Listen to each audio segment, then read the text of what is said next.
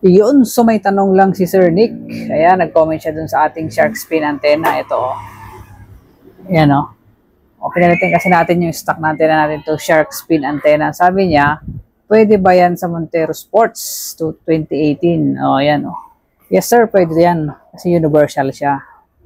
Ayan, magulo yung buhok ko. Pasensya na, guys. Kararating ko lang, eh. Ayan, oh, yung ating shark fin antenna, oh. Silver siya. Ayan, binagay natin sa ating sasakyan. So, pwede po yan, sir.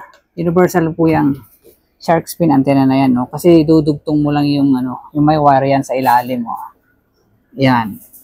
Okay? Kung ano yung kulay ng sasakyan mo, ganoon lang ang i-check out ng shark fin antenna, sir. Ayan. Forma, di ba? Oh. Madikit yan kahit